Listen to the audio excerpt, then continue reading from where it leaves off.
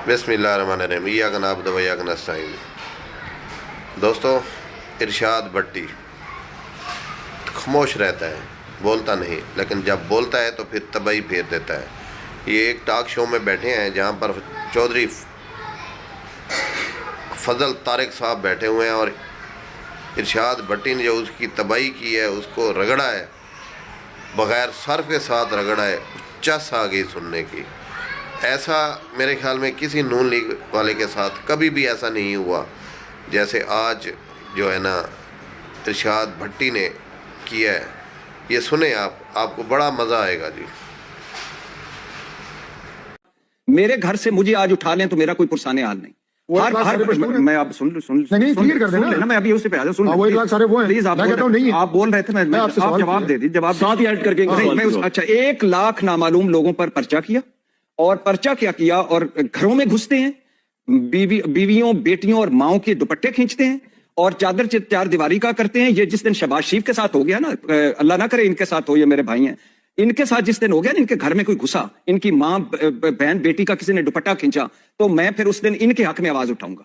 ये उस दिन इनको पता चलेगा असल दर्द क्या होता है। ये होता है पॉलिटिकल लोगों से हैंडल करने का।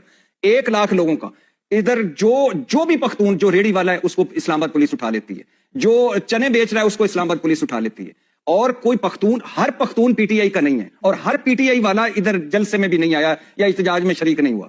और ये क्या, और इतनी नफरत और तकसीम ज़दा ये इश्तिहारी मुहिम चला रहे हैं, लाखों करोड़ों अरबों रुपए मेरे खर्च करके, ये दहशतगर्द हैं, ये तकरीबकार हैं, ये फलाने हैं। भाई 9 मई पे किसने कहा था कि नहीं, एक बंदे को सजा दो, लेकिन आपके पास और कोई इशू नहीं है। और फिर ये पख्तूनों को, पठानों को, और बलूचिस्तान में क्या हाल है, पंजाबियों को शनाख्ती कार्ड देखा जाता है, गोली मार दी जाती है, कत्ल कर दिया जाता है।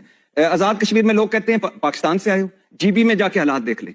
और एक रह गया था खैबर पख्तूनख्वा, आपने अपनी नाहलियों, अपनी जालमानापन की वजह से उस पे वहां भी आप वीडियो क्लिप्स देख लें जो आ रहे हैं। और तरीके साहब को छोड़, अच्छा नहीं, मेरी बात सुन, कंप्लीट बात सुने। नहीं, तरस की बात नहीं, बड़ी तरस की बात, मुझे यकीन हो गया कि एजेंडा चल रहा है। नहीं दरअसल वाडा पे नहीं हुआ था, इस पे हो गया है जो हाजी साहब बात कर रहे हैं। मैं कह रहा हूँ कि दुआ, इतने बड़े झूठ, मैं 1 लाख बंदा इसी भी में से शर्त लगा ले यार, संतान ना करो खुदा, यार बात तो सुन ले, क्यों आग लगाना चाहते हैं यार, भाई बात तो सुन ले भाई, क्यों आग लगाना चाहते हैं। मैं इससे ज्यादा ऊंची आवाज में आपके खिलाफ बोल सकता हूँ, लेकिन